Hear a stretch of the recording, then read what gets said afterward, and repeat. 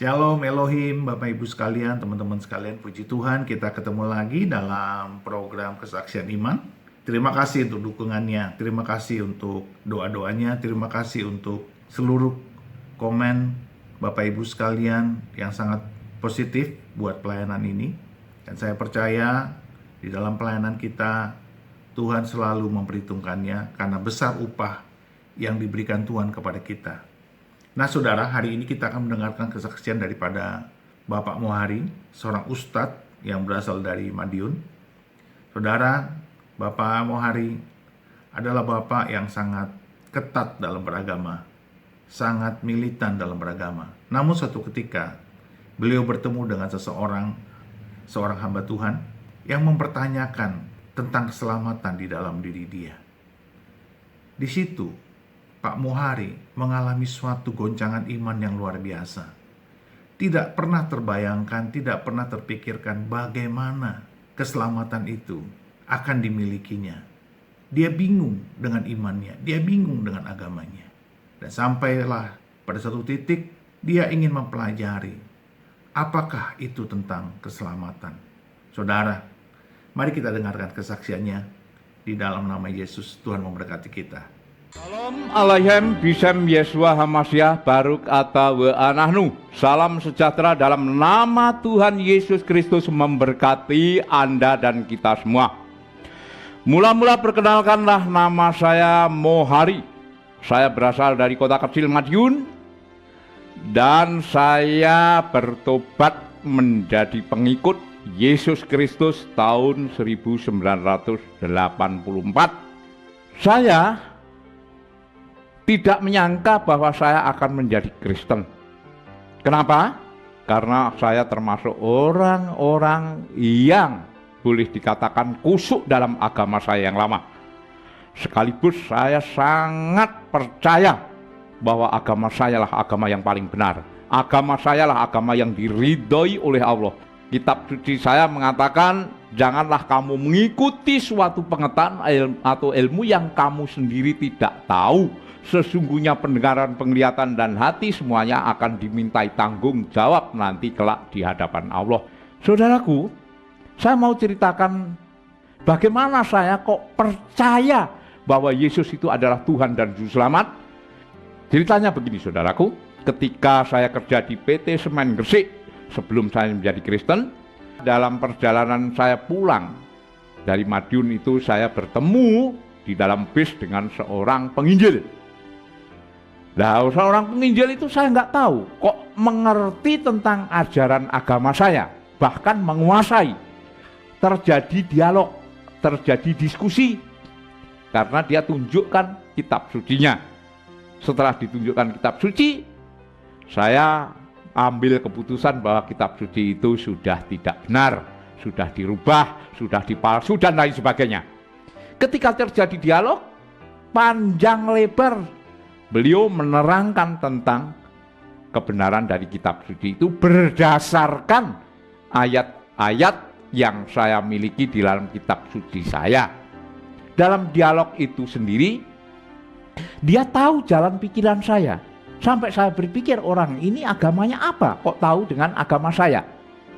Nah, dari dialog itulah saya tidak bisa memberi jawaban ketika beliau menanyakan hal-hal tentang keselamatan. Ketika ditanya tentang keselamatan, memang saya bingung. Selama ini saya belajar tentang agama saya hanya syariatnya, hanya boleh dikatakan kulitnya saja. Tapi sampai detailnya ke dalam, itu tidak pernah diajarkan tentang tujuan beragama itu adalah keselamatan jiwamu. Yaitu ketika kita dipanggil Tuhan ini masuk surga atau masuk neraka. Nah, dari sinilah saya berpikir, kenapa kok selama ini saya belajar kok nggak mengarah ke situ?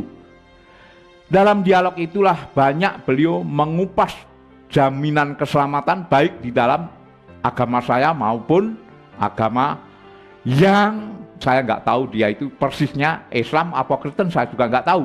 Tetapi toh akhirnya dia mengaku setelah saya bertobat, dia katakan dia juga dari agama lama seperti apa yang saya anut.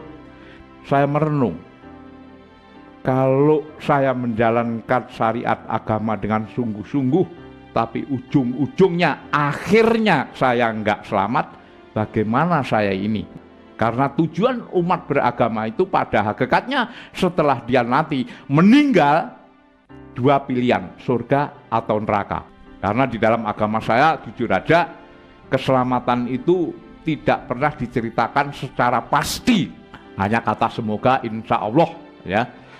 Nah, dalam dialog ini akhirnya saya mengalami kalah total karena beliau memang saya akui pakar, ngerti. Ketika beliau tanya tentang keselamatan di dalam agama saya, memang saya jujur aja, saya tidak mengerti. Karena apa?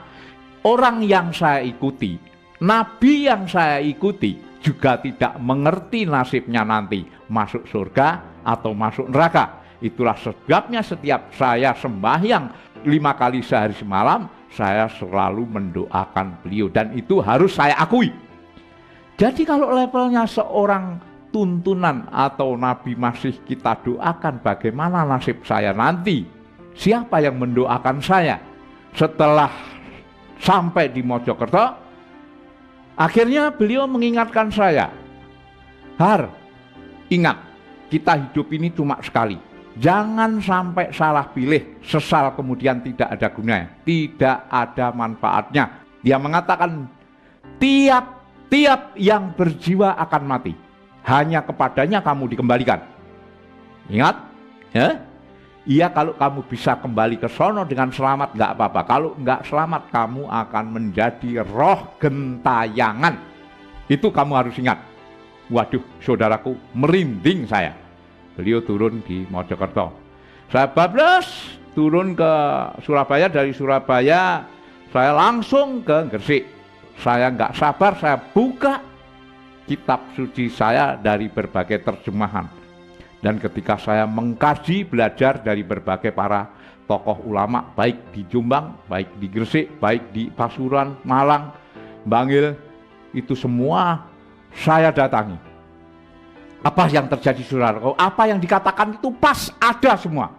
Hanya bahasanya yang berbeda. Tapi tujuannya, maknanya, artinya semua sama. Terutama yang menjadi pikiran saya adalah surat yang paling mengesankan, surat 3 ayat 45. Malaikat Jibril mengatakan, wahai Maryam, sesungguhnya Allah memberi kabar gembira dengan kelahiran seorang putra, namanya Al-Masih Isa putra Maryam, seorang terkemuka di dunia dan di akhirat, dan salah seorang yang dekat dengan Allah. Saudaraku, yang perlu digarisbawahi adalah terkemuka di dunia dan di akhirat. Padahal dunia akhirat itu milik Allah. Bukan itu saja, Isa akan datang menjadi Imam Mahdi dan Hakim yang adil. Padahal Hakim yang adil itu adalah Allah. Setelah saya kaji, rupanya Nabi Isa itu rohnya adalah roh Tuhan, roh Allah. Dan firman yang keluar dari mulut Isa itu adalah firman Tuhan. Karena saya ini terus bekerja sambil merenungkan apa yang saya tulis di dalam folio ini, akhirnya saya tidak mendapat jawaban yang pasti. Siapa sebenarnya pribadi Isa Al-Masih ini? Sampai orang Kristen menyembah padahal dia hanya manusia saja. Saya bingung, siapa yang bisa menerangkan, siapa yang bisa menjawab semua yang tertulis di sini. Semuanya para kawan-kawan saya yang saya anggap senior saya menerangkan, tapi saya nggak puas. Saya tidak pernah merasakan puas. Karena apa? Sedikit banyak saya tahu bahasa Arab. Jadi kalau sampai dikibulin atau ditafsirkan semau gue, saya juga ngerti. Nah, intisarinya karena ini menimbulkan pikiran saya kacau, mempengaruhi kondisi kerja saya. Akhirnya saya dipecat. Lah, dari beberapa ulama, dari tokoh mubalik, dari ustadz, dari kiai, semua jawabannya tidak memuaskan batin saya. Nah, saudaraku, apa yang terjadi? Karena saya tidak bisa dialog dengan mereka, karena saya dikatakan bahwa saya terlalu banyak protes, banyak tanya, sehingga banyak para kiai yang tidak setuju, bahkan mencaci maki saya, bahkan saya dikatakan nanti jangan-jangan kamu murtad masuk Kristen. Ada yang mengatakan saya ini anteknya Yahudi, ada yang mengatakan bahwa saya ini sudah disogok oleh orang Kristen. Akhirnya saya putus asa dan ingat sama Pak Yusuf. Ketika saya ingat Pak Yusuf, saya balik. Pagi sekali saya balik ke Mojokerto. Saya cari alamatnya, pas ketemu. Akhirnya beliau tanya, gimana? Sudah Pak, sudah saya bicarakan, sudah saya kaji, sudah saya cocokkan dalam kitab suci saya, memang ada. Hanya perbedaan tafsiran saja semuanya itu. Akhirnya saya tanya, gimana Pak? Kalau begitu siapa yang benar? Saya nggak bisa memberi jawaban. Yang bisa memberi jawaban itu adalah Tuhan sendiri. Jadi caranya kamu harus sembahyang tahajud, sembahyang tengah malam dengan doa istiqoroh, minta petunjuk. Karena dengan doa istiqoroh itulah Tuhan akan memilihkan kamu mana yang paling benar, mana yang tepat. Oh begitu Pak? Iya, kalau nanti saya memberi jawaban, ya belum tentu jawaban saya nanti cocok dengan batinmu. Tapi kalau Tuhan yang memilihkan kamu, pasti itu yang terbaik dan yang benar. Apakah cuma sembahyang gitu aja Pak? Ya kalau bisa harus disertai dengan doa puasa. Saya bingung, puasa apa? Kira-kira puasa apa Pak? Apa puasa agama saya apa agama Kristen? Ya beliau diam sejenak. Beliau ngomong, ya puasa yang bagus ya puasa Kristen aja lah. Kenapa puasa agama saya? Ya kurang cocok saya, kurang serk. Karena puasa itu nggak boleh dipamerin, nggak boleh orang lain tahu. Yang tahu adalah dirimu sendiri dan Tuhan aja. Oke, besok mulai. Saudaraku, apa yang terjadi besok mulai. Puasanya di mana Pak? Puasanya di kurang lebih 300 meter dari sinilah. Sore saya cuma dikasih masuk ke rumah kosong. Rumahnya itu memang bersih. Cuma rumahnya itu saudaraku nggak ada listriknya. Ya tapi saya nggak berpikir macam-macam. Setelah saya masuk sore mau maghrib itu masuk, wah saya terasa bahwa bulu kuduk saya ini meremang, berdiri tegak. Waduh, jangan-jangan rumah ini nggak beres. Tapi karena semua itu demi kebenaran saya lakukan, saya siap. Nah akhirnya saudaraku saya dikasih sarana prasarana yaitu senter satu, terus lampu minyak, terus makan nasi 1 piring sama 1 gelas air dan beberapa ember di luar. Soalnya untuk kalau saya sholat malam atau sembahyang. Nah setelah itu saya lakukanlah.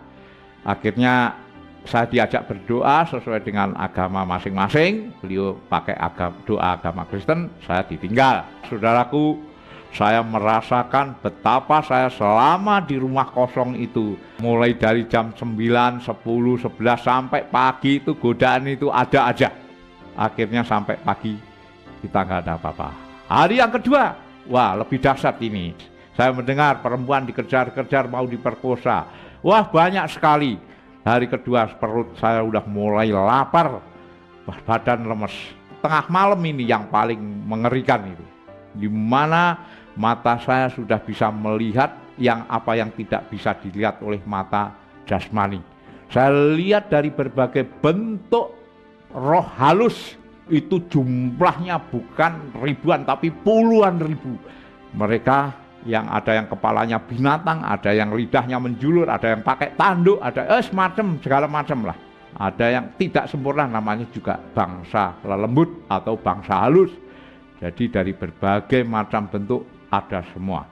Nah akhirnya sampai pagi saya kuat walaupun lemes. Malam yang terakhir disitulah godaan yang paling mengerikan. Apa yang saya lihat itu seperti alam nyata, di mana godaan mulai dari jam 11, 12, jam 1 sampai jam 2 terus menerus godaan itu. Segala macam godaan ada. Klimaknya yaitu ketika saya didatangi oleh makhluk besar tinggi, itu kakinya menjejak tanah, saya dikatakan bangsat kamu manusia. Gara-gara kamu di sini nggak pergi dari sini, semua anak buahku kepanasan seperti dibakar. Minggat nggak? Tapi saudaraku, saya tidak berkeming. Saya terus panjatkan doa dan saya baca ayat-ayat Quran, termasuk ayat kursi, termasuk segala macam apa yang diperintahkan jikalau kita menghadapi makhluk-makhluk gaib. Terakhir, saya dibawa di alam lain. Saya dibawa di tengah rel kereta api dalam keadaan hujan rintik-rintik. Di tengah rel kereta api itulah saya seperti nyata. Ini benar nggak? Kok tiba-tiba saya di tengah rel kereta api di luar rumah yang saya tempati itu? Wah, ini godaan lagi. Saya wiritan, saya makin wiritan, terus minta perlindungan kepada Tuhan. Saudaraku, apa yang terjadi? Tiba-tiba kereta api itu nongol 100 meter dengan sinarnya yang terang itu, dia ngebel tot sampai beberapa tombak dari tempat saya berdiri dia masih ngebel. Tapi saya makin teguh, akhirnya kereta api itu langsung nabrak saya, lewes. Nggak taunya cuma angin besar. Dan dari situlah saya merasakan bahwa semua ini hanya godaan palsu saja. Tiba-tiba saya sudah berada di rumah tadi. Disitulah ada terang, ada sinar yang luar biasa terangnya, seperti matahari yang ada di atas kepala saya. Kaget saya lihat kanan kiri. Loh, katanya sudah diputus. Ini sinar dari mana ini? Saya bingung nyari. Orangnya memang luar biasa, tapi hebatnya, anehnya, sinar itu tidak panas. Sinar itu kelihatannya dingin, sejuk. Saya merasakan tenang, damai, sukacita, sejahtera. Dari situlah saya dipaksa sujud. Tiba-tiba ada bayangan tangan di atas kepala saya. Ketika saya sujud, saya lirik tangannya siapa? Kenapa tangan itu kok bolong tengahnya? Ini tangannya siapa? Saya batin aja. Ini godaan lagi. Nah, tiba-tiba ketika saya mengatakan artinya Allah, maksudnya cuma gitu aja. Nah, dari situlah saudaraku, saya mendengar suara. Suara itu begitu lembut menyentuh hati yang paling dalam. Dia mengatakan, "Wahai hari anakku, akulah Yesus Kristus Tuhan dan Juru Selamat. Akulah roti hidup. Akulah air hidup. Akulah kehidupan. Marilah ikut aku. Kamu akan selamat di dunia dan di akhirat." Ini suaranya siapa kok mengatakan Yesus? Yesus yang mana? Jangan-jangan godaan. Dia mengatakan, "Damai sejahtera aku berikan kepadamu. Damai sejahtera ku tinggalkan kepadamu. Apa yang kuberikan kepadamu tidak seperti apa yang dunia berikan kepadamu. Damai, damai, damai." Hilanglah suara itu beserta hilangnya sinar yang terang tadi. Saudaraku, akhirnya apa yang terjadi? Saya tanda tanya. Kemana Tuhan saya? Kok tiba-tiba yang nongol kok Yesus? Tuhannya orang Kristen, Tuhannya orang kafir. Kemana nabi saya? Saya sholawat terus menerus. Saya puji dia, saya agungkan dia. Tetapi yang nongol kok Tuhannya orang Kristen. Dari sinilah saya tanda tanya. Kemana Tuhan saya? Siapa sebenarnya Tuhan? Benarkah Yesus itu Tuhan? Walaupun Yesus sendiri mengakui bahwa ia adalah Tuhan dan Juru Selamat. Sampai saya jam 7, setengah 7 saya dibangunkan sama anaknya Pak Yusuf. Om bangun. Saya diam nggak jawab. Akhirnya si anak ini masuk, saya dibangunkan, terus disusul dengan Pak Yusuf, dipegang pergelangan tangan saya, dikasih minum. Rupanya penglihatan tadi saudaraku, penglihatan roh-roh halus tadi masih nampak, nggak hilang-hilang. Sampai saya bingung, wah ini kalau sampai begini terus jadi apa ini saya? Gila, jadi orang gila. Nah, kalau saya ceritakan masih banyak ya cerita itu tadi, tapi biarlah ini semua menjadi saksi bahwa Yesus Kristus itu memang Tuhan dan Juru Selamat. Karena apa? Saya mencari Tuhan saya, tetapi yang muncul adalah Yesus Kristus Tuhan dan Juru Selamat. Walaupun saya punya pengalaman demikian, saya tidak langsung percaya. Karena apa? Saya ingin belajar kekristenan itu harus tahu persis. Jangan sampai saya ini nanti kalau memang jadi Kristen ikut-ikutan. Pak Usop melihat saya, kamu gimana sih? Kan sudah dijawab, kok kenapa kok kamu masih nggak percaya bahwa Yesus itu Tuhan? Ya memang saya sudah diketemukan dengan tokoh-tokoh Kristen yang saya anggap pinter lah. Tapi karena latar belakang saya yang berbeda, saya sulit memahami itu. Nah dari sinilah akhirnya saya dianjurkan, ya udah kalau begitu kamu puasa sekali lagi dah. Akhirnya saya niat puasa lagi 1 hari 1 malam.